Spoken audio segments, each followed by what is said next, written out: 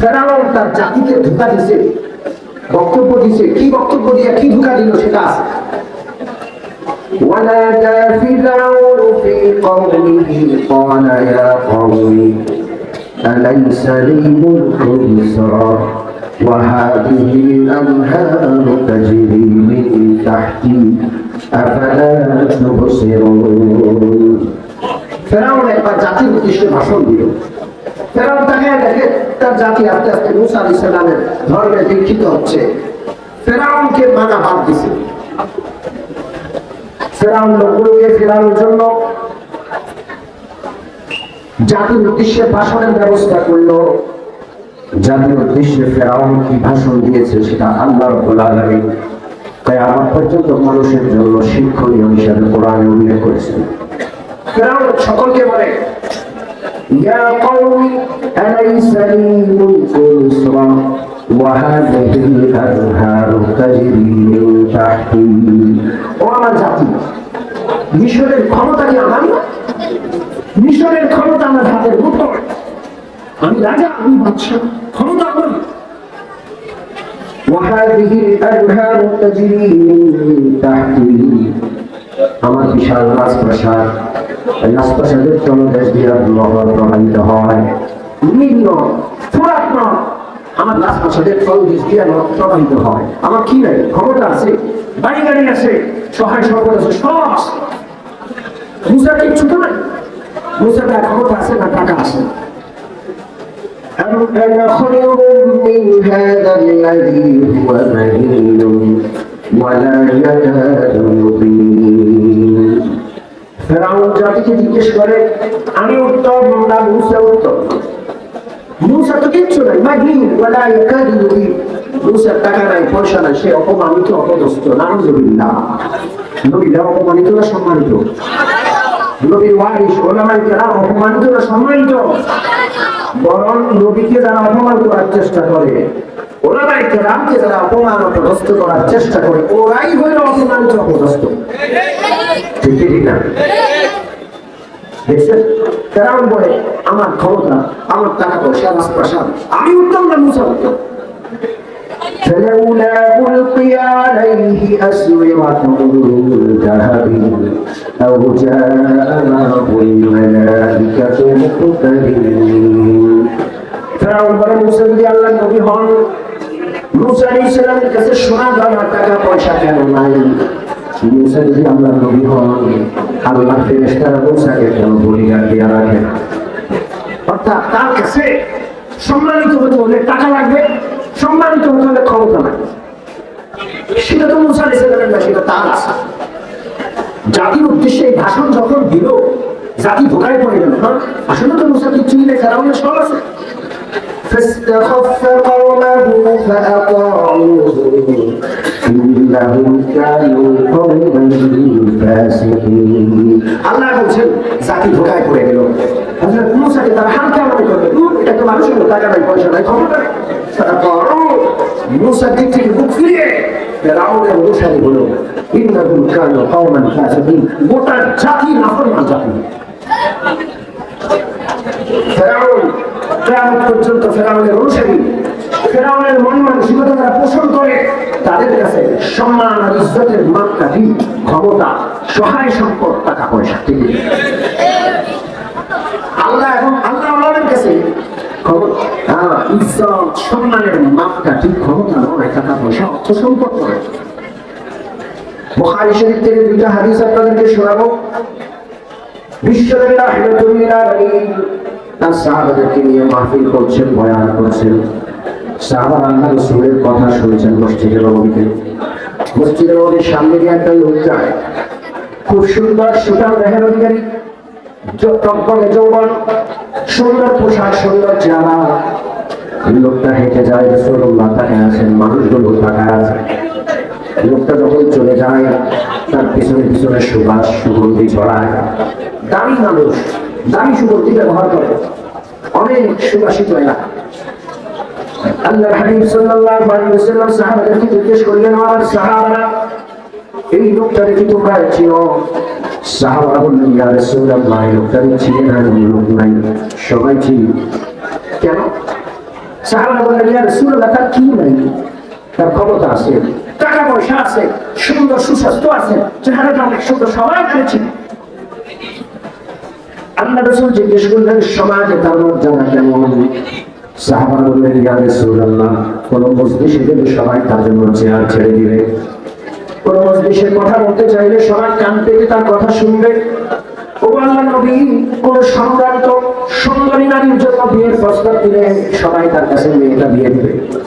সমাজে তার এত মান, এত মর্যাদা, এত সম্মান। আল্লাহর হাবিব সাল্লাল্লাহু আলাইহি ওয়াসাল্লাম কিছু বললেন না, শুধু শুনলেন। আবার আগের প্রসঙ্গে আলোচনা শুরু করলেন। বুখারীর হাদিস, কিছুক্ষণ পর আরেকটা লোক যায় মসজিদের নববীর সামনে দিয়ে। ওই লোকটা সুন্দর নয়, সুঠাম দেহের অধিকারী নয়, সুস্বাস্থ্য নাই, গরিব মানুষ, পোশাকটা ছেঁড়া ফাটা, পোশাকের মধ্যে অনেকগুলো তালি, কাপড়ের তালিও আছে, সেই যুগে কাপড়ের অভাব ছিল, কোন তালি কাপড়ের না, চামড়ার তালি। কাপড় শেষ, কাপড়ের তালি পৃথিবীতে আর কাপড় নাই, এখন চামড়ার তালি। কতটা অসহায়, কতটা দরিদ্র। লোকটা যখন হেঁটে যায় কেউ তার দিকে তাকায় না। আল্লাহ রাসূল সাহাবাদের দৃষ্টি আকর্ষণ করে জিজ্ঞেস করলেন, আমার সাহাবারা এই লোকটাকে কি তোমরা চিনো? দুই একজন বললেন চিনি, বাকিরা বললেন ইয়া রাসূলুল্লাহ, চিনি না। আল্লাহর হাবিব যারা চিনে তাদেরকে জিজ্ঞেস করলেন, এই লোকটার সমাজের মর্যাদা কেমন?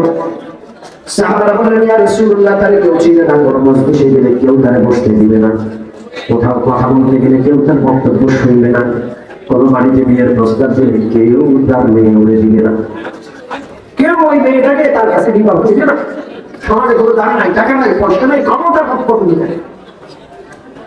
আল্লাহর হাবিব সাল্লাল্লাহু আলাইহি ওয়াসাল্লাম এবার দুজনে বলতে তুলনা করলেন। নবীজি বলেন, শুনে নাও, প্রথম যে লোকটা গেল, সমাজে তার অনেক মান, অনেক মর্যাদা, অনেক মূল্যায়ন, আল্লাহর গোটা জমিন জুড়ে ওই লোকটা দিয়া ভরে যায়। সবগুলো যদি এক পাল্লায় রাখা হয়, আর এরপরে গরিব মানুষটা যদি আল্লাহ আরেক পাল্লায় রাখা হয়, আল্লাহ রাব্বুল আলামিন এই গরিব মানুষের পাল্লা, তার মর্যাদা ভাই।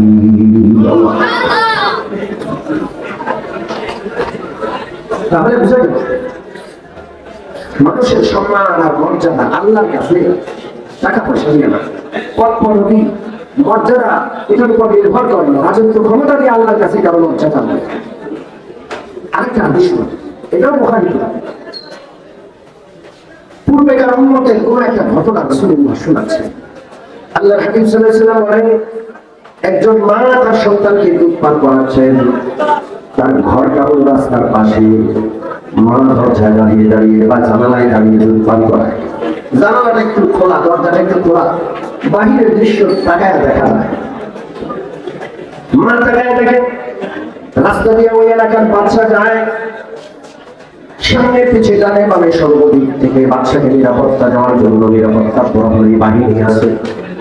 এলাকার মানুষ রাস্তার দুই পাশে দাঁড়ায় আছে, মানুষ বাচ্চা যাওয়ার পথে লাল গাড়ি দিচ্ছে, আর এলাকার মানুষ ফুল দিয়ে বাচ্চাকে শুভেচ্ছা জানাচ্ছে, ফুলের শুভেচ্ছা। বাচ্চা ঘোড়ার উপর বসা, বুক টানটান, অহংকারের ভাব স্পষ্ট, কিন্তু অনেক সম্মান আর অনেক মর্যাদা। আল্লাহ রাব্বুল আলামিনের পরে সন্তানের জন্য সবচেয়ে বড় হিতাকাঙ্ক্ষী তার মা। মা এই বাদশার সম্মান মর্যাদা থেকে প্রভাবিত হন। আল্লাহ রাব্বুল আলামিনের কাছে সন্তানের জন্য দোয়া করে, আল্লাহ আমার কলিজার টুকরা সন্তান আজকে ছোট দুধ পান করে, একদিন সে বড় হবে, মালিক আমার সন্তানটারে এই লোকটার মতো মর্যাদা দান করে। আল্লাহ রাসূল বলছেন, সন্তানের জবান খুলে যায়, দুধ পান করে শিশু নবজাতক, তার জবান খুলে যায়, সে কথা বলতে শুরু করে। কথা বলানোর মালিক তিনি, আরো জোরে বলেন আল্লাহু আকবার। কথা বলানোর মালিক আল্লাহ, কুদরত ওয়ালা কে? অসংখ্য কারামাত মুআজিজার কথা আছে হাদিসে। আল্লাহ রাসূল বলেন, আমি মক্কায় একটা পাথরের পাশ দিয়ে যখন যাইতাম, ওই পাথরটা আমাকে সবসময় সালাম দিত, আসসালামু আলাইকা ইয়া রাসূলুল্লাহ। পাথরের ভিতর থেকে আওয়াজ বাহির হয়, রাসূলুল্লাহকে পাথর সালাম দেয়। আবু জাহেল একদিন রাসূলুল্লাহর কাছে মুষ্টিবদ্ধ হাত নিয়ে আসে আর বলে, মুহাম্মদ, জমিনে রাসূল আসমানের কথা বলেন, বলেন দেখি আমার মুজের ভিতরে কি আছে। আল্লাহর হাবিব বললেন আমি বলবো না, তোমার মুখের ভিতরের বস্তু বলবে, আমি কে, আমার পরিচয় সে বলবে। আল্লাহ রাসূল সাল্লাল্লাহু আলাইহি ওয়াসাল্লাম হাতের মুষ্টির দিকে ইশারা করে বললেন, কওলি মান আনা, বলো দেখি আমি কে। মুখের ভিতরে কিছু পাথর ছিল, পাথরগুলো লাফানো শুরু করলো। পাথরের ভিতর থেকে আওয়াজ আসলো, আশহাদু আল্লা ইলাহা ইল্লাল্লাহ ওয়া আশহাদু আন্না মুহাম্মাদান আবদুহু ওয়া রাসূলুহু। পাথরের মধ্যে ভাষা কে দান করলেন? قادر قدرت داری ہر چه خواهی آکنی، قادر قدرت داری ہر چه خواهی آکنی، مردہ تو جان روشی জিন্দা বে জাকুনি। ক্ষমতার মালিক কে? ছোট বাচ্চার জন্য মা দোয়া করল, আল্লাহ আমার সন্তানটাকে রাজার মতো সম্মান দিয়ে। সন্তানের জবান খুলে যায়। আল্লাহ নবী বলছেন, সন্তান মায়ের দুধের মোটা কাপড় থেকে বের করে সন্তান বলে, আল্লাহ আমার মা বুঝে না, এই জন্য এই রাজার মতো হতে দোয়া করে, আল্লাহ আমাকে তার মতো বানাই না। সন্তান মায়ের বিপরীত দোয়া করে, উল্টা দোয়া করে। মা চতুর্দিকে তাকায়, কি কথা বলে? মা কল্পনাই করতে পারেনি যে তার কোলে সন্তান, পুত্রপুত্র সন্তান কথা বলছে। ওই রাজা ওই বাদশার পথ পাড়িয়ে চলে যায়। মা এখন দাঁড়ানো, সন্তান দুধ পান করে। আল্লাহ রাসূল বলে, কিছুক্ষণ পর একজন নারী, বৃদ্ধা নারী ওই রাস্তা দিয়ে যায়, যার চতুর্পাশে এলাকার দুষ্ট ছেলেরা ঘিরে রাখছে। কেউ ঢিল মারে, কেউ ইটা মারে, কেউ বালু মারে, কেউ ঘুষি দেয়, কেউ লাথি দেয়, কেউ ধুলা বালু নিক্ষেপ করে আর বলে চোর চোর চোর। চরম অপমান অবস্থা, অপদস্থকর অবস্থা। মা ওই বৃদ্ধা নারীর অপমান অপদস্থকর অবস্থা দেখে প্রভাবিত হয়ে যায়। সন্তানের জন্য মা দোয়া করে, আল্লাহ আমার বুকের দুধ খাই শিশুটা আজকে ছোট, একদিন সে বড় হবে, আয় আল্লাহ আমার সন্তানটাকে এই মহিলার মতো অপদস্থ করেন না। সন্তানের জবান আবার খুলে যায়। আল্লাহ হাবিব বলেন, সন্তান মায়ের কোলে উঠে বসে, আমি মনে করে বলে, আল্লাহ আমার মা বুঝে না, এই জন্য এই নারীর মতো হতে বারণ করছে বা দোয়া করছে না হওয়ার জন্য। আয় আল্লাহ আমাকে এই নারীটার মতো বানাই। মা তাকে দেখেন, তার সন্তানের জবান থেকে কথা। মা চিৎকার করে বলে, সন্তান মান সম্মান ইজ্জত অপমান অপদস্থতা ইজ্জতের কি বুঝো? তুমি তো দুধ পানকারী সন্তান, তুমি তো বুঝো না। আমি তো তোমার কল্যাণের জন্য দোয়া করছি, তুমি বিপরীত দোয়া কেন করো? ওই সন্তানের জবানে আল্লাহ বের করেন, সন্তান বলেন, মাগো ওই যে রাজানত হওয়ার জন্য দোয়া করছে, ওই দুষ্টটা মস্ত বড় জালিম, তার ইজ্জত সম্মান ক্ষণিকের সামান্য সময়ে দুইটা চোখ যখন বন্ধ হবে, সে আল্লাহ জাহান্নামের জেলখানার আসামি হয়ে যাবে। পক্ষান্তরে যে নারীটাকে সবাই অপমান অপদস্থ করছে, ওই নারীটার অপমান অপদস্থতার এই সময় হলো সামান্য ক্ষণিকের জন্য অপমান অপদস্থতা। ওই নারীটা আল্লাহর মেহরবানি, তাকে মিথ্যা অপমান দিয়ে লোকজন না বুঝে অপমান করছে। দুইটা চোখ বন্ধ হওয়ার সাথে সাথে আল্লাহ রাব্বুল আলামিনের মেহমান খানা জান্নাতের মেহমান হয়ে যাবে। আল্লাহ মানুষ যেটাকে সম্মানের বিষয় মনে করে, ইজ্জতের বিষয় মনে করে, আল্লাহর কাছে সেটা হয় ইজ্জত আর সম্মানের বিষয় নয়। আল্লাহর কাছে ইজ্জত সম্মানের মাপকাঠি অন্য কিছু। আমরা স্বয়ং আল্লাহ রাব্বুল আলামিনের কাছে জানতে চাই, আল্লাহ গো আপনার কাছে আপনার বান্দাদের সম্মান কিসে? আপনার বান্দা হাবিবের ইজ্জতের মাপকাঠি আপনার কাছে কি? আল্লাহ তাআলা সূরাতুল হুজুরাত 26 নম্বর পারায় আয়াত আছে। আল্লাহ বলেন, ইন্না আকরামাকুম ইনদাল্লাহি আতকাকুম।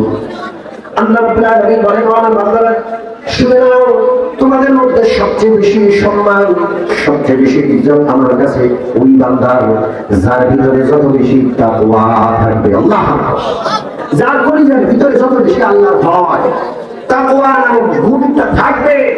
হতে পারে তার ক্ষমতা নাই, হতে পারে তার টাকা পয়সা নাই, সে একবেলা খায় আর একবেলা খাইতে পায় না, কিন্তু এই লোকটা আল্লাহর কাছে অনেক দামি। আল্লাহ পক্ষান্তরে যার ক্ষমতা আছে, টাকা পয়সার অভাব নাই, এমনকি সারা বিশ্বের রাজত্ব যদি কারো কাছে থাকে, সারা বিশ্বের সমস্ত সম্পদের মালিক যদি কোনো এক ব্যক্তি হয়ে যায়, আর তার অন্তরে আল্লাহ ভয় তাকওয়া না থাকে, আল্লাহর কাছে কোনো দামই নাই।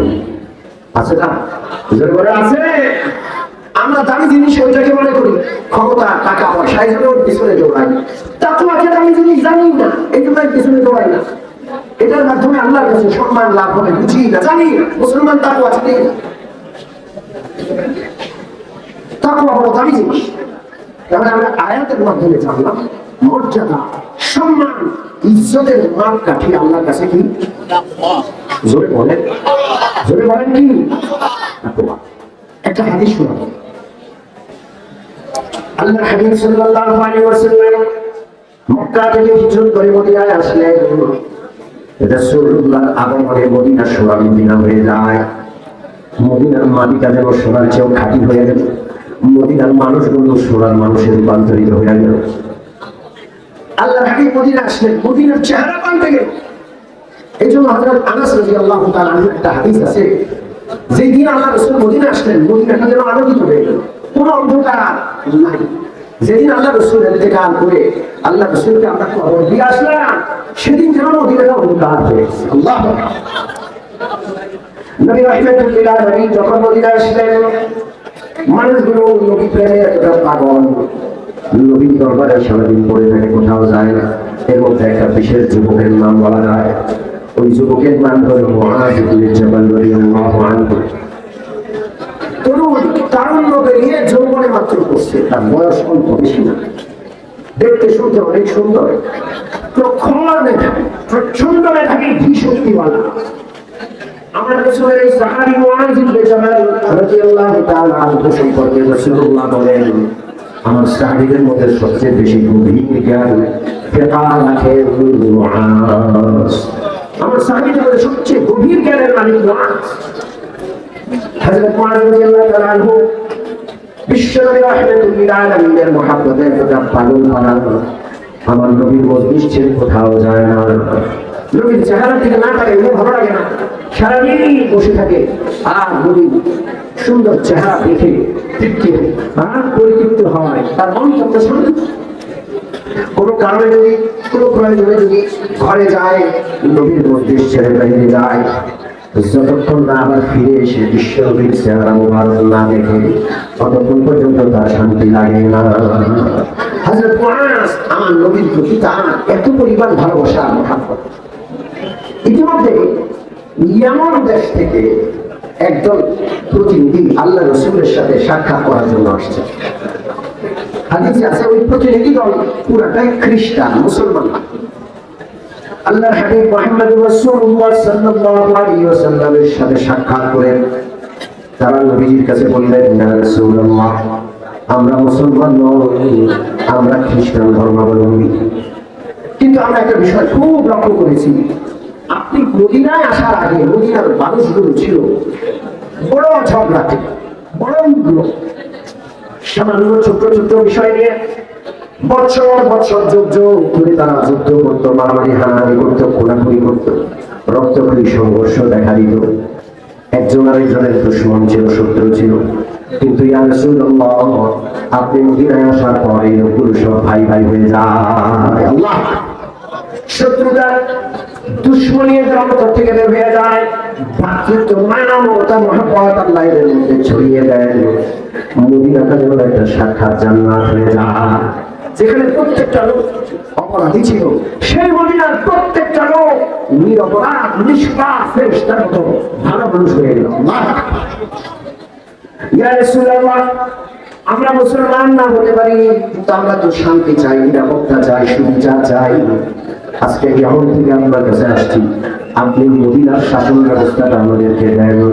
ইয়ামান শাসন করার জন্য একজন শাসক দেন, আপনার পক্ষ থেকে যাওয়া শাসক মদিনার মতো করে শাসন ব্যবস্থা, বিচার ব্যবস্থা কায়েম করে আমাদের ইয়ামান রাজ্যকেও এবং মদিনার মতো শান্তিপূর্ণ রাজ্য আমরা বানাতে চাই। আমরা বড় কপাল পোড়া জাতি, বড় দুর্ভাগা এক জাতি। আমাদের কাছে মদিনার শাসন ব্যবস্থা ভালো লাগে না। আমরা ইমানদার মুসলমান, আমরা ইউরোপ আমেরিকার শাসন ব্যবস্থা আমাদের দেশে চাই, মদিনারটা চাই না। কত বড় কপাল পোড়া। যারা অভিশপ্ত, তাদের শাসনের মধ্যে আল্লাহ অভিশাপ আছে। অভিশপ্তদের থেকে ভিক্ষা করে আনা শাসন ব্যবস্থা দিয়া দেশে রহমত বর্তন আসতে পারে। বিচার ব্যবস্থা বলে, শিক্ষা ব্যবস্থা বলে, অর্থ ব্যবস্থা বলেন, স্বরাষ্ট্র ব্যবস্থা, পররাষ্ট্র ব্যবস্থা, সবগুলো অভিশপ্ত ইহুদি আর খ্রিস্টানদের থেকে নেওয়া। অভিশাপ ছাড়া কোরআনে যুদ্ধ থাকে বলেন, যুদ্ধ থাকি কোরআনে কেমন তোমার কোন মুসলমান এত সুন্দর কোরআন শাসন ব্যবস্থা বাদ দিয়ে অভিশপ্তদের থেকে আমরা মানবাধিকার শাসন সুশাসনের নামে ওদের থেকে অভিশপ্ত ব্যবস্থা আমরা ভিক্ষা করে দাঁড়াই। ওই ব্যক্তির জন্য যেমন আফসোস যে কোটি টাকার মালিক নিজের কোটি টাকা ফেলাই আরেকজনের কাছে 5 পয়সা 10 পয়সা ভিক্ষা করে দাঁড়ায়। এই লোকটা যেমন মস্তিষ্ক বিকৃত পাগল, দেখে যেমন মানুষ আফসোস করে, আল্লাহ কসম একটু বড় পাগল আমরা। মদিনার সুশাসন বাদ দিয়া আল্লাহ রাসূলের পক্ষ থেকে, আল্লাহর পক্ষ থেকে দেওয়া কোরআনী শাসন ব্যবস্থা বাদ দিয়া আমরা ইহুদি খ্রিস্টানদের কাছ থেকে সুশাসন তালাশ করি, অভিশপ্তদের কাছ থেকে রহমত আশা করি। ওই লোকটার জন্য যতটা আফসোস, আমাদের জন্য আরো বেশি আফসোস। আমরা আরো বেশি অর্থটাকে আরো বেশি দূর পেলাম। একটা সময় ছিল ইহুদি খ্রিস্টান বেদিনরা মুসলমানদের কাছ থেকে সুশাসন শিখতে আসতো। আমরা এতটা ভিখারি হয়েছি, আমরা আমাদের সব বাদ দিয়ে ওদের কাছ থেকে শাসন ভিক্ষা করি। ইতিহাস করে দেখেন, দলে দলে মুসলমানদের কাছ থেকে সেই শাসন নিতে। আমরা মুসলমান না হতে পারি, কিন্তু আমরা এমন শাসন চাই যেটাতে সুবিচার, ইনসাফ, নিরাপত্তা আছে।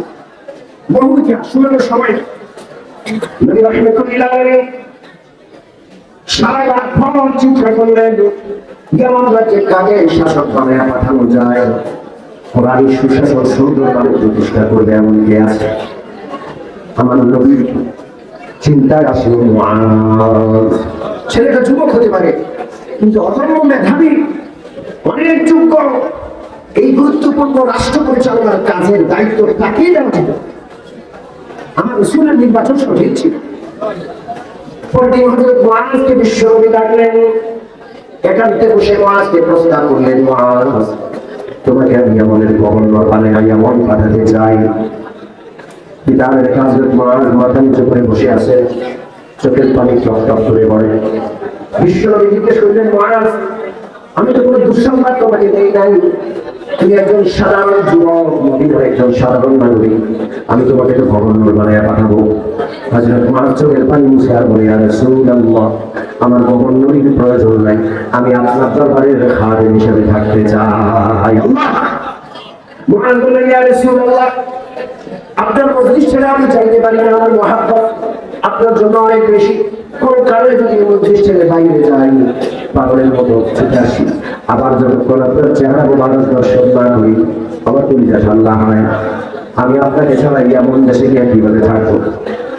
নবী রাহমাতুল্লাহ আলাইহি তাকে বুঝাইলেন, সান্ত্বনা দিলেন যে সবাই যদি মদিনায় বসে থাকি, আল্লাহর দ্বীন, আল্লাহর জমিনে কে বাস্তবায়ন করবে? অতএব তোমাকে যেতে হবে, এটা আমার নির্দেশ। হযরত মুআজ রাদিয়াল্লাহু তাআলা বিশ্বনবীর নির্দেশ মানতে বাধ্য হলেন, প্রস্তুতি নিলেন। যেদিন হযরত মুআজ ইয়ামার উদ্দেশ্যে রওনা করছেন, মসজিদের নববীতে তিনি ঘোড়ায় উঠলেন।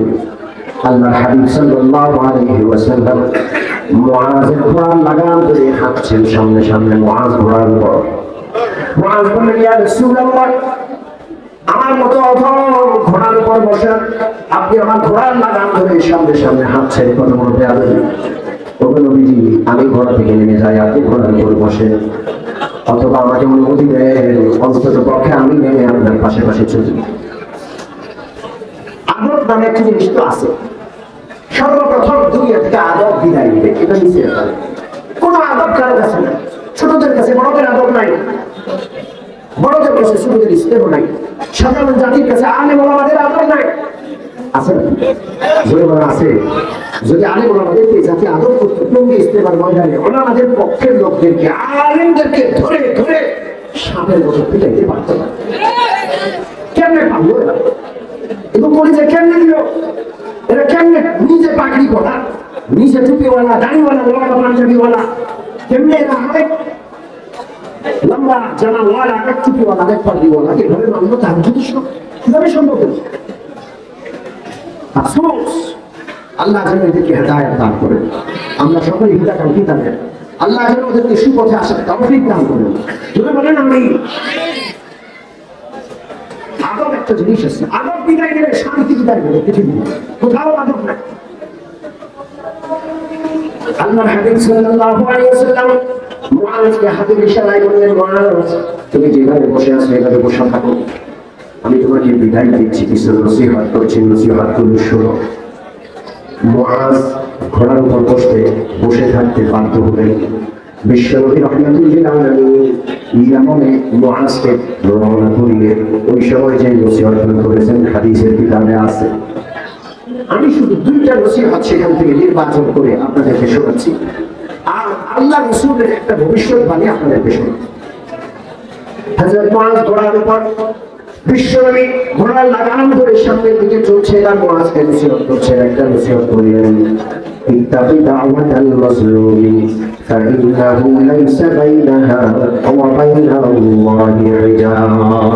মুআজ, ইয়ামানের শাসক হয়ে যাচ্ছ, ইয়ামানের গভর্নর হচ্ছ, ইয়ামানের রাজার বাদশাহ হচ্ছ, বিশাল ক্ষমতার মালিক।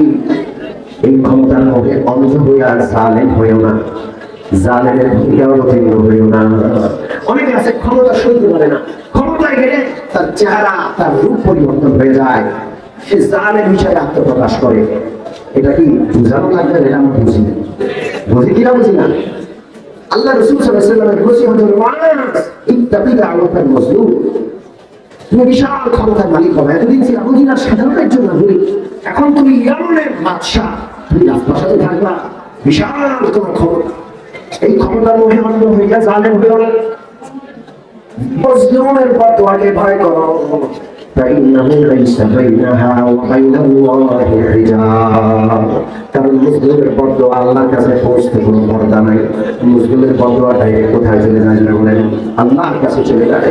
এই জন্য কবি বলেন, বেটার সাজআহে মাজলুমা কে হাঙ্গামে দুআ করদান, বেটার সাজআহে মাজলুমা কে হাঙ্গামে দুআ করদান, ইজাবত আজ দরে হারাম বারে ইস্তিগফারি আয়া। মুসলিমের বদওয়া থেকে নিজেকে বাঁচাও, কারণ মুসলিম যখন বদওয়া করে আল্লাহর আরশ থেকে ফেরেশতারা এসে মুসলিমের বদওয়াটাকে উঠায় উপরে নিয়ে যায়। আল্লাহ এক নম্বর ওসিয়ত, এটা যেন আমরা স্মরণ রাখি, আমরা যেন জালেম না হই, কেউ জুলুম করবো না ইনশাআল্লাহ। যেখানে আসি আমি যেন জালেম না হই, এটা খেয়াল রাখবো সবসময়। আমার দ্বারা কেউ যেন জুলুমের শিকার না হয়, কথা বার্তায়, আচার আচরণে আমি যেন জালেমের ভূমিকায় কখনো অবতীর্ণ না হই। আল্লাহর হাবিব 2 নম্বর ওসিয়ত করলেন, ইয়াকা ওয়াত তানাউম ফাইন্না ইবাদাল্লাহি লাইসু বিল মুতানাউমিন। ও মুআজ, বিলাসী জীবন যাপন করবেন না, কারণ আল্লাহর নেক বান্দারা কখনো বিলাসিতা করে না। বিলাসিতা করা যাবে না। তুমি একটা রাজ্যের বাদশা, গভর্নর হয়ে যাচ্ছ, তোমার হাতে টাকা পয়সার অভাব নাই, টাকা পয়সা থাকলে কি বিলাসিতা করতে হবে? দেখেন বাদশাকে, গভর্নরকে রাসূলুল্লাহ ওসিয়ত করছেন বিলাসিতা করতে। আমরা যেন বিলাসিতা না করি। আল্লাহ যদি সম্পদ দেন, সেই সম্পদ মানুষের খেদমতে লাগাবো, ইসলামের খেদমতে লাগাবো, দেশ দশের উপকারে ব্যয় করবো ইনশাআল্লাহ। বলে আমরা বিলাসিতা করি, আমরা এক একটা বাথরুমের পিছনে লক্ষ লক্ষ টাকা খরচ করি, অথচ আমাদের প্রতিবেশীরা না হয়ে আছে। আমাদের এমন প্রতিবেশী আছে যারা ক্যান্সারে আক্রান্ত, চিকিৎসার খরচ নাই, লিভার সিরোসিস হয়ে গেছে, ডায়ালিসিস করতে হয়, টাকা নাই। বড় বড় ধনী মসজিদের ভিক্ষা করতে বসে গেছে, তার কাছে টাকা নাই। আর আপনি আপনার বাথরুমের পিছনে লক্ষ লক্ষ টাকা খরচ করেন, আল্লাহর কাছে বিরক্ত। এই জন্য বিশ্বনবীর 2 নম্বর ওসিয়ত, ইয়াকা ওয়াত তানাউম, মুআজ বিলাসিতা করো না, ফাইন্না ইবাদাল্লাহি লাইসু বিল মুতানাউমিন। কারণ আল্লাহর নেক বান্দারা, আল্লাহর প্রিয় বান্দারা কখনো বিলাসিতা করে না। আজকে এই পর্যায়ে আমি আপনাদেরই সন্তান, লাকসামের মাটির সন্তান। সবাই আমার বাবাকে ছিলেন ডাক্তার রাসূলুল্লাহ সাহেব। আমার বাবা ওই সময়ের ডাক্তার, এই সময়ের ডাক্তার ছিল না, সেই সময়ের ডাক্তার যখন সারা লাকসামে 2 জন, খুব বেশি 3 জন ডাক্তার ছিল। আমার বাবা আমাকে মাদ্রাসায় দিলেন, আমরা মাদ্রাসায় গেলাম, আমরা যেন বিলাসিতার ছোঁয়া না পাই সে ব্যবস্থা করেছি। আমি বেশকাপশন যারাই পর্যন্ত দেশে পড়েছে, আমি কাঁথায় থেকেছি, কাঁথা তোষক ছিল না। আমি তো বুঝতাম না, ছোট ছিলাম। আমার বড় ভাই আব্বাকে বললেন তোষক বানায়। আমার আব্বা বললেন যে এই দিনের সাথে কষ্টের সম্পর্ক, বিলাসিতার সম্পর্ক তো সব বানায় দেন নাই। কাঁথায় থেকে বাংলাদেশে পড়াশোনা করছে। এরপরে যখন দেবতে গেলাম বেশটা আড্ডা করলাম, দেবতে প্রচন্ড শীত, তখন গিয়ে তো সব বানাচ্ছে দেবতে। দেশে কোনো দিন তো বেশি মিলে কাঁথায় থেকে আর 10 জন তার গেলেন বোর্ডিং থেকে যা খাইছে, যা যেভাবে চলছে ডাক্তার ছেলে সেভাবে কষ্ট সহিষ্ণুতা গুণ অর্জন করার জন্য সেভাবে আমরা বাগান আমাদেরকে চালাইছি। পছন্দই করতেন না স্পেশাল পুঁজি, স্পেশাল আলাদা কোনো সেবা পছন্দই করতেন। বলতেন যে ইসলামের সাথে ত্যাগের সম্পর্ক, কোরবানির সম্পর্ক। সমস্ত নবীকে ত্যাগী বলে হয়েছে, সমস্ত নবী কোরবানি ওয়ালা ছিলেন, কোন নবী বিলাসিতা রয়েছে জীবনযাপন করে। হযরত মুআয ইবনে জাবাল রাদিয়াল্লাহু তাআলা আনহুকে আল্লাহ রাসূল বাদশা বানায় পাঠাচ্ছেন, ইয়ামানের গভর্নর। সেখানে গণভবনে তিনি থাকবেন, আজকের হিসাবে গণভবনে থাকবেন। রাষ্ট্রীয় সমস্ত সম্পদ তার কাছে, বিলাসিতার কোনো অসুবিধা নেই। তাকে আল্লাহ রাসূল বলছেন, খবর না, বিলাসিতা করা যাবে না। আল্লাহর প্রিয় বান্দারা কখনো বিলাসিতা নয় জীবন যাপন করে। হযরত মুআযকে দুটা ওসিয়ত করলেন, আরো ওসিয়ত আছে, আমি দুটা বললাম। আরেকটা ভবিষ্যৎবাণী করলেন। বিশ্বনবী বললেন, মুআয শুনে রাখো, আজকে তুমি বিদায় নিয়ে মদিনা ছেড়ে চলে যাচ্ছ ইয়ামনে। যখন ইয়ামন থেকে মদিনায় ফিরে আসবা, আমি নবীকে তুমি আর পাবা না। আমার কবরের পাশ দিয়ে তুমি অতিবাহিত হবা যাবা।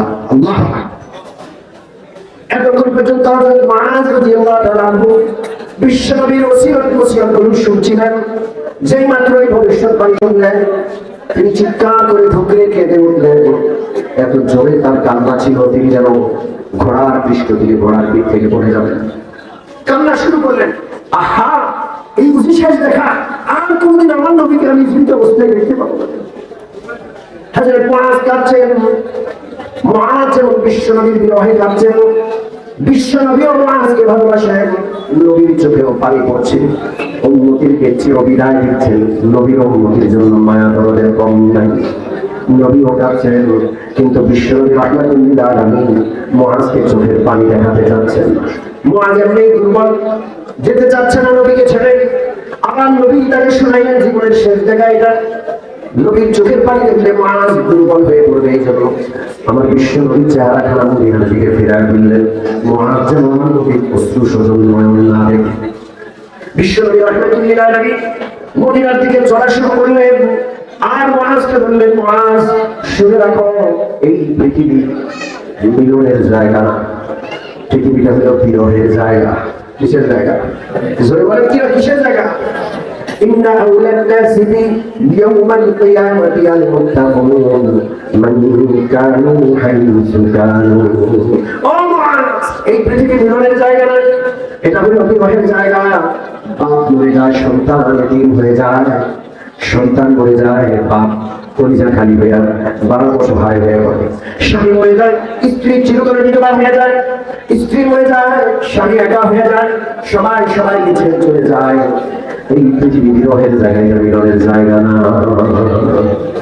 কিসের জায়গা পৃথিবী? জোরে বলে, কিসের জায়গা? নবীজি বলতে যাচ্ছেন, মুআয, আমি আর তুমি যদি 1000 বছর দুনিয়াতে বেঁচে থাকি, একদিন না একদিন বিরহের কষ্টে ভুগতে হবে। হয়তো তুমি আমাকে ছেড়ে চলে যাবা, বা আমি তোমাকে ছেড়ে চিরবিদায় দিয়ে চলে যাবো। এটা বিরহের জায়গা, মিলনের জায়গা। মিলনের জায়গা হলো পরকাল। মুআয, আমার সাথে জান্নাতে মিলন হতে চাও, তোমার মিলন হোক এটা চাও, আমার পাশে জান্নাতে থাকতে চাও, শুনে নাও, সেই মিলন কোনদিন শেষ হবে না। সেটা কিভাবে অর্জন করবা? ইন্না আউলান নাসি ইয়াউমাল কিয়ামাতি আল মুত্তাকুনা মান কানু হাইসু কানু।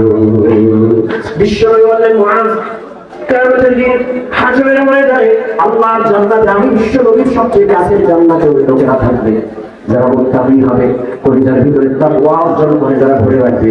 আমি বিশ্বনবীর পাশে, আমার বিশ্বনবী, আমি বিশ্বনবীর সঙ্গে জান্নাতে থাকবে। আল্লাহু আকবার।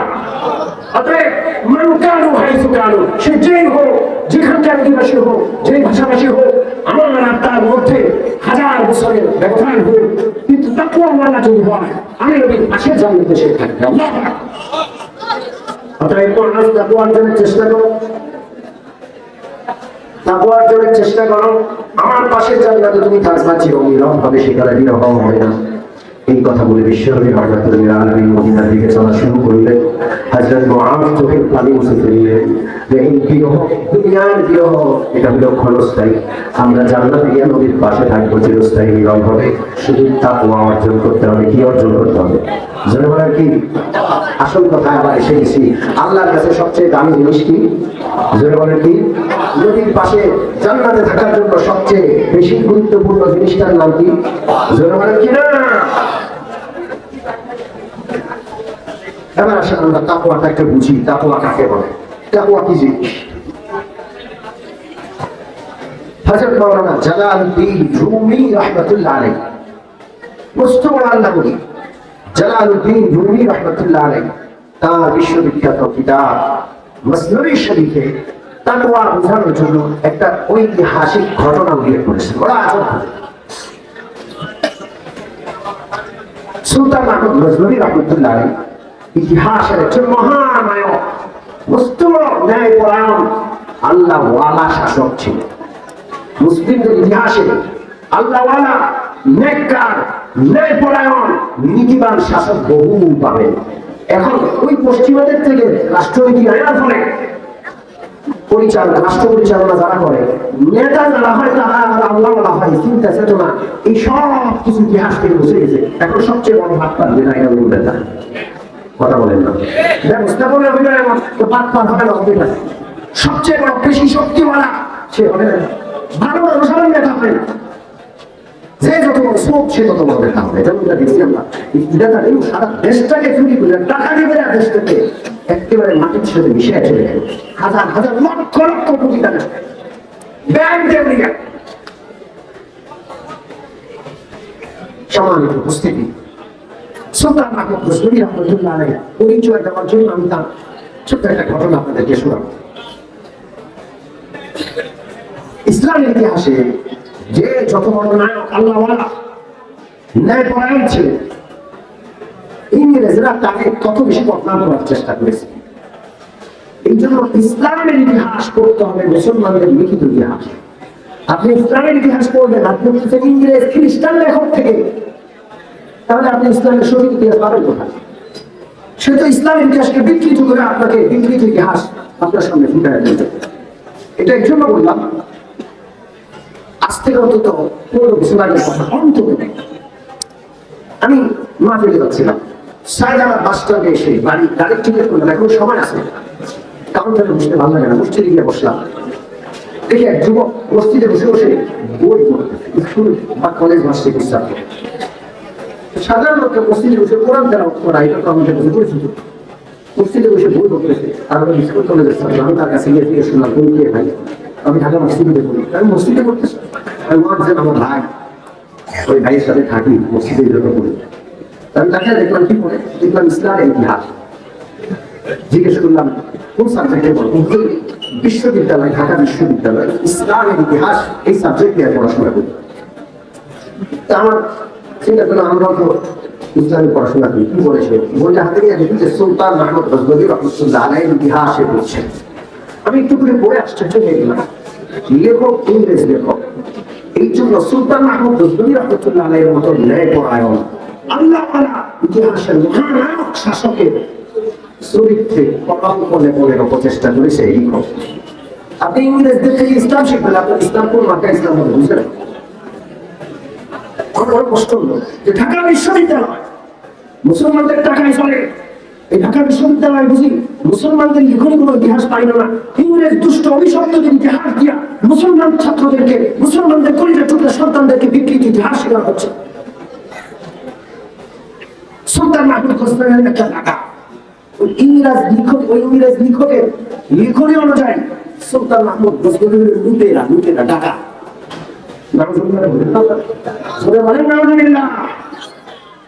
এই জন্য ইসলাম শিখতে হবে মুসলমানদের কাছ থেকে। বিধর্মীদের কাছ থেকে ইসলাম শেখা যাবে? সুলতান মাহমুদ গজনবী রাহমাতুল্লাহ আলাইহি মস্ত বড় আল্লাহওয়ালা শাসক। এই ভারত উপমহাদেশে যারা ইসলামের ঝান্ডা উঁচু করেছেন তাদের মধ্যে সুলতান মাহমুদ গজনবী রাহমাতুল্লাহ আলাইহি শীর্ষে। তিনি ইসলামের প্রচার প্রসারের জন্য এবং অত্র অঞ্চলের মজলুম হিন্দুদেরকে জুলুম থেকে মুক্ত করার জন্য হিন্দুরা হিন্দুদের উপর জুলুম করে। ভারতে আছে না? হিন্দুদের মধ্যে জাতপাত অনেক বেশি। উঁচু জাতের হিন্দুরা নিচু জাতের হিন্দুদেরকে তো মানুষ মনে করে, মানুষ হয় না, ওদের মেরে কেটে নিতে কোনো অসুবিধা নেই। বড় উঁচু জাতের হিন্দুদের কাছে নিচু জাতের হিন্দুরা নিষ্পেষিত হইয়া সুলতান মাহমুদ গজনবীর কাছে গেছে যে আপনি আসেন ভারতে, আপনি ইসলামের সুশাসন নিয়ে ভারতে আসেন। সুলতান মাহমুদ গজনবী রাহমাতুল্লাহ আলাইহি ভারত আক্রমণ করলেন। আল্লাহর কি মনোয়ার, সুলতান মাহমুদ গজনবীর সামনে দাঁড়ানোর মতো কোনো শক্তি ভারতে নাই। ভারতের রাজা যেদিক থেকেই প্রতিহত করতে আসছে সব প্রতিহত সমস্ত পূর্ব ভেঙে দিয়ে তিনি অগ্রসর হচ্ছেন। এলাকার পর এলাকা মুসলিম শাসনে আসছে, মুসলিমদের দখলে আসছে। ভারতবর্ষ তখন বহু বিভক্ত ছিল, বহু শাসক শাসন করত। হিন্দুরা যারা একে আরেকজনের বিরুদ্ধে, একজন আরেকজনের শত্রু এখন ছিল। কিন্তু সুলতান মাহমুদ গজনবী রাহমাতুল্লাহ আলাইহিকে ঠেকানো লাগবে। মুসলমান ঠেকানোর জন্য সমস্ত ভেদাভেদ ভুলে সমস্ত হিন্দুরা যারা ঐক্যবদ্ধ হয়েছে সুলতান মাহমুদ গজনবীকে ঠেকানো লাগবে। সব হিন্দুরা যারা ঐক্যবদ্ধ হয়ে বিশাল বড় জোট করলো এবং বিশাল সেনাবাহিনী সুলতান মাহমুদ গজনবীর মোকাবেলায় নতুন নতুন যুদ্ধ অস্ত্র নিয়ে তারা উপস্থিত। কিন্তু আল্লাহর কি হিকমত, সুলতান মাহমুদ গজনবীর সাথে এরা সবাই ঐক্যবদ্ধ হয়ে মোকাবেলা করে পারে না। যেদিকে যায় সেদিকে সুলতান মাহমুদ রাহমাতুল্লাহ আলাইহির বিজয় আর বিজয়। কোনোভাবেই যখন ঠেকাইতে পারে না, এরা পরামর্শে বসলো যে বিষয়টা কি, আমরা আমাদের এলাকায় থেকে যুদ্ধ করে পারি না, সে ভিন দেশ থেকে 713 বাড়ি দিয়ে আসে আমাদের এলাকায় এসে বাড়ি খাওয়াচ্ছে। তার কাছে কি অস্ত্র আছে জানা দরকার, বোঝা দরকার, দেখা দরকার, খবর নেওয়া দরকার।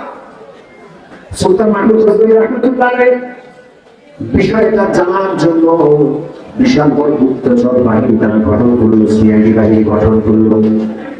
সিআইডিরা মুখে দাঁড়িয়ে রাখলো, লম্বা জামা গায়ে দিল, মাথায় টুপি পাগড়ি করলো, মুসলমানের বেশভূষা ধারণ করে সুলতান মাহমুদ গজনবী রাহমাতুল্লাহ আলাইহি সৈনিকদের রন্ধ্রে রন্ধ্রে ঢুকে গেল।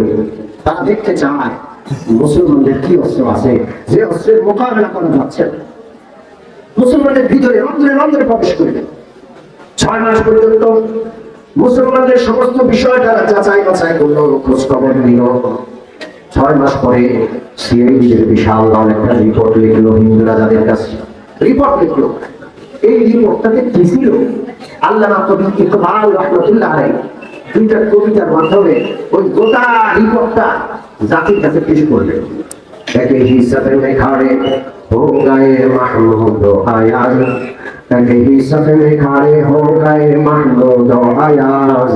न कोई बंदा रहा और न कोई बंदा नवाज, न कोई बंदा रहा और न कोई बंदा नवाज। बंदा ओ साहिब मुहताज बनी एक हुए, बंदा ओ साहिब मुहताज बनी एक हुए। तेरी सरकार में पहुंचे तो सभी एक हुए, तेरी सरकार में पहुंचे तो सभी एक हुए। এই দুইটা কবিতার মাধ্যমে সিআইডিদের 6 মাসে তদন্ত যে রিপোর্ট আসলো সেই রিপোর্ট পেশ করলেন হযরত আল্লামা কবি ইকবাল রাহমাতুল্লাহ আলাইহি। সিআইডিরা বলছে সুলতান মাহমুদ গজনবী রাহমাতুল্লাহ আলাইহি প্রতাপশালী একজন বাদশা। যুদ্ধের ময়দানেও তার সিংহাসন তার পাশে থাকতো, তার সাথে থাকতো। স্বাভাবিক অবস্থায় তিনি সিংহাসনে বসে থাকতেন। তার ভৃত্য চাকর উপর দাস গোলাম সব তার পায়ের কাছে বসা থাকতো। তিনি প্রতাপশালী বাদশা, তার চেহারার দিকে চোখ রাখবে এত দুঃসংস্কার হতো না। তিনি তাকাইলে মানুষের কলিজা আত্মা কেঁপে উঠত এবং ব্যক্তিত্বের মালিক ছিলেন। প্রতাপশালী বাদশা স্বাভাবিক অবস্থায় সিংহাসনে বসায়, কিন্তু যেই মাত্র মসজিদের মিনার থেকে মুয়াজ্জিনের ঘরে আল্লাহ রাব্বুল আলামিনের বরকত ঘোষণা করে আযানের আওয়াজ বুলন্দ হতে তার কানে ভেসে আসতো, আল্লাহু আকবার, আল্লাহু আকবার, আল্লাহ বড়, আল্লাহ বড়। এই আওয়াজ যখন তার কানে ভেসে আসতো তার চেহারার রং বিবর্ণ হয়ে যেত। তিনি যে রাজা, তার যে একটা পরিচয় আছে সব যেন ভুলে যেতেন। তিনি ভীত সন্ত্রস্ত হয়ে পড়তেন। তার সিংহাসন পিছনে চলে ফেলে তিনি মসজিদের দিকে দৌড়াইতেন। এখন তিনি বুঝলেন যে আমার চেয়েও বড় একজন আছে, তিনি কে? জোরে বলেন কে? তার পক্ষ থেকে, বড় পক্ষ থেকে ডাক এসেছে। এখন আমি এখানে বসে থাকার কোনো সুযোগ নাই। এই পাগল পাড়া হয়ে মসজিদের দিকে ছুটে যেতেন। মসজিদে নামাজের কাতারে দাঁড়াইতে এতক্ষণ পর্যন্ত যে বিশাল ব্যবধান ছিল রাজা, এই সিংহাসনে বসা, গোলাম ভিতর ওপর চাকর সব পায়ের কাছে বসা। মসজিদের কাতারে গিয়ে যখন সুলতান দাঁড়াইতেন, সুলতানের চাকর ওপর গোলাম সবাই সুলতানের সাথে কানে কান মিলে কাতারে দাঁড়ায় যাইতেন। আল্লাহু আকবার। এক হিসেবে করে হো গায়ে মাহমুদ আয়াজ, না তুমি বান্দা নাহা ও না তুমি বান্দা নামাজ। একই কাতারে সুলতান নামাজে দাঁড়ায় গেলেন। কে মালিক, কে ভৃত্য, কে রাজা, কে প্রজা, পরিচয়ের কোনো সুযোগ নেই, সবাই এক কাতারে। এখন একজনের গোলাম, এটাই হলো পরিচয়। তিনি কে? জোরে বলেন। बंदा साहिब मुहताज वली एक हुए, बंदा साहिब मुहताज वली एक हुए, तेरी सरकार में पहुंचे तो सभी एक हुए। अल्लाह सामने সবাই এক কাতারে দাঁড়ানো, কারো কোনো পরিচয় ভিন্ন নাই। কথা ঠিক নেই।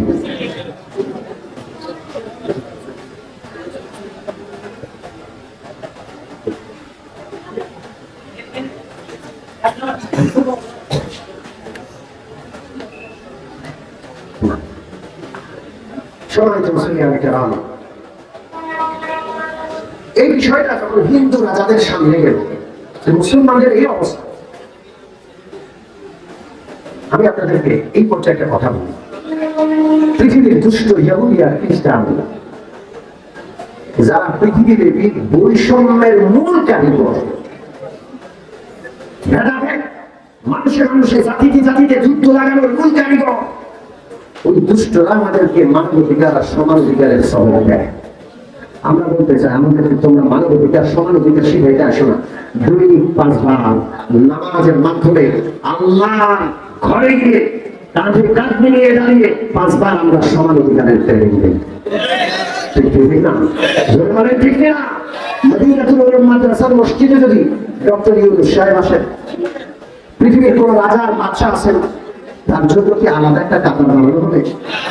নাকি সবাই এক কাতারে দাঁড়াবে? রিক্সাওয়ালা, ভেড়াওয়ালা, ধনী, গরিব, কোটিপতি, কপটহীন, সম্পদহীন, সবাই এক কাতারে, সবার পরিচয় এখন একটা, সবাই একজনের গোলাম। দিনকে এই জন্য আমাদেরকে মানবাধিকার সমানাধিকারের সবক দেওয়া দরকার নেই, এগুলো শেখানোর দরকার নেই। যাই হোক, সুলতান মাহমুদ গজনভী রহমতুল্লাহ আলাইহি এই বিষয়টা সিআইডিরা পেশ করলো। সিআইডিরা বলতে চাইলো তার কাছে আলাদা কোনো বিশেষ অস্ত্র নাই, কোনো মারণাস্ত্র নাই, কোনো পারমাণবিক অস্ত্র আর শক্তি নাই।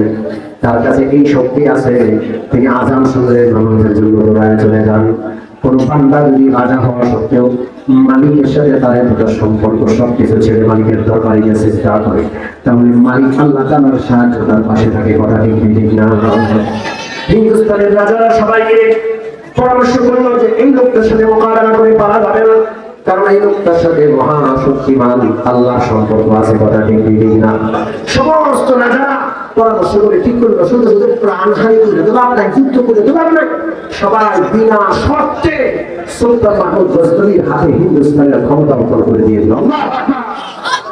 নামাজের কি দাম আমরা বুঝি না, হতভাগা মুসলমান কাটা জবাব বুঝে যেই জাতি আল্লাহকে সিজদা করে ওই জাতির সাথে মোকাবেলা করে পারা যায়। ঠিক আছে, আমরা আল্লাহকে সিজদা বাদ দিয়ে দিছি আর চাই আল্লাহর রহমত, আল্লাহর পক্ষ থেকে সাহায্য। সিজদা বাদ দিয়ে সাহায্য পাওয়া যাবে? জোরে বলে হ্যাঁ। 90টা মুসলমান বের মানে আল্লাহ সাহায্য কেন করবে? বলে কেন করবে? নামাজ পড়তে হবে, আল্লাহকে সিজদা করতে হবে, সিজদা করে না ও পশুর চেয়ে নিকৃষ্ট। যত ভালো মানুষের হোক, বেনামাজি পশুর চেয়ে নিকৃষ্ট। ও অকৃতজ্ঞ। ওরে যে আল্লাহ বানিয়েছেন, যে আল্লাহ বিশ্বাস জানিয়ে রেখেছেন, যে আল্লাহ চন্দ্র সূর্য গ্রহ নক্ষত্র সেরা নিয়োজিত করেছেন, ওটা সৃষ্টি জগৎ আল্লাহ তার জন্য বানিয়েছেন, ও আল্লাহ সিজদা দেওয়ার সময় পায় না, ও পশুর চেয়ে নিকৃষ্ট। আসেন সুলতান মাহমুদ গজনভী রহমতুল্লাহ আলাইহির একটু পরিচয় দিলাম। এই আল্লাহওয়ালা শাসক কেমন ছিল? এখন আগের ঘটনায় ফিরে যায়। সুলতান মাহমুদ গজনবী রহমতুল্লাহ আলাইহি যে ঘটনার মাধ্যমে মাওলানা রুমি রহমতুল্লাহ আলাইহি তাকওয়া বোঝাচ্ছেন, তাকওয়া, আল্লাহর ভয়, তাকওয়া। সুলতান মাহমুদ গজনবী রহমতুল্লাহ আলাইহি হযরত ওমর ফারুক রাদিয়াল্লাহু তাআলা আনহুর মতো গুণী ব্যক্তি ছিলেন। হযরত ওমর ফারুকের অনেক গুণ সুলতান মাহমুদ গজনবীর মধ্যে পাওয়া যেত। বিশেষ করে গভীর রাতে যখন পুরা দেশ ঘুমিয়ে আছে, সুলতান মাহমুদ গজনবী রহমতুল্লাহ আলাইহি গভীর রজনীতে ছদ্মবেশে খুব সাধারণ পোশাকে তিনি বের হতেন। দেশের জনগণ কেমন আছে সেটা দেখার জন্য, বোঝার জন্য গভীর রাতে ছদ্মবেশে তিনি গলিতে গলিতে ঘুরতেন। এটা একটা তার অভ্যাস। হযরত ওমরের জীবনী পড়লে আমরা এই অভ্যাসটা দেখতে পাই। একদিন গভীর রাতে খুব সাধারণ পোশাকে সুলতান মাহমুদ গজনবী রহমতুল্লাহ আলাইহি রাজপ্রাসাদ থেকে বের হয়ে গলিতে গলিতে তার রাজধানীর বিভিন্ন অঞ্চলে তিনি ঘুরে ঘুরে দেখছেন। কোথাও মানুষজন নাই, রাত গভীর, সবাই ঘুরে। গভীর রাতে বিনা প্রয়োজনে বাহিরে থাকা এটা খুব ভালো না খারাপ? জোরে বলেন, আমাদের যুবকরা বুঝে না। বলা ভাই গভীর রাতে বিভিন্ন জায়গায় বসে বসে আড্ডা দেয়, চরিত্র নষ্ট হয়ে যায়। ফোনের উপর আমরা মাহফিলে যাই, রাত 12টায় মাহফিল শেষ করে আসি, দেখতে ওই ফোনের উপর বসে বসে মোবাইল দেয়। এটা একটা কাজ হইল? গভীর রাতে ঘরের বাহিরে থাকা এটা অন্যায়ের সামনে অন্যায়। রাতটা আল্লাহ ঘুমানোর জন্য দিয়েছেন। কোন প্রয়োজন আছে? ঠিক আছে, যাবো। কোন প্রয়োজন নেই, বহুদের যাচ্ছে, তুমি অন্যায় করছো। সুলতান মাহমুদ গজনবী রহমতুল্লাহ আলাইহি রাজধানীর গলিতে গলিতে ঘুরে দেখলেন সবাই ঘুমন্ত, কিন্তু শহরতলির একটা জায়গায় কিছু লোক বসা। দূর থেকে আলো আধারিতে লোককে বসা দেখে সুলতান মাহমুদ গজনবী রহমতুল্লাহ আলাইহি কাছে আসলেন। তাকে বেশ কয়েকজন লোক বসে বসে কি জানি সভা পরামর্শ করে। সুলতান কি পরামর্শ করে এটা শোনার জন্য, বিষয়টা বোঝার জন্য একটু কাছাকাছি গেলেন, নিকটে গেলেন। নিকটে গিয়ে তিনি বুঝতে পারলেন এই দুষ্টরা ভালো মানুষটা, এরা হলো চোর। চোরদের একটা দল এটা সভা পরামর্শ করছে। সুলতান স্বাভাবিক পোশাকে, সাধারণ পোশাকে, সুলতানকে দেখেও চোরের দল মনে করল ওইটাও আরেকটা চোরা। যে যেমন সে কোন লোকে তেমন ভালো। সুলতানকে ডাক দিয়ে বলে, দাঁড়ায় দাঁড়ায় কি দেখো, আসো একসাথে কাজ করি। অর্থাৎ তুমিও সব একে একে কিছু কিছু আসো আমাদের সাথে, আমাদের দলে আসলে একসাথে চুরি করবে। সুলতান মাহমুদ গজনবী রহমতুল্লাহ আলাইহি আস্তে করে বসে পড়লেন। উদ্দেশ্য হলো চোররা কি সিদ্ধান্ত নেয়, কিভাবে চুরি করে সব আজকে দেখবেন। বসার পর চোরারা সবাই আলোচনা শুরু করলো যে কার কি বিশেষ যোগ্যতা আছে, চুরির কাজ করতে গিয়ে কার কি বিশেষ ক্ষমতা আর যোগ্যতা আছে একটু বড় দেখুন।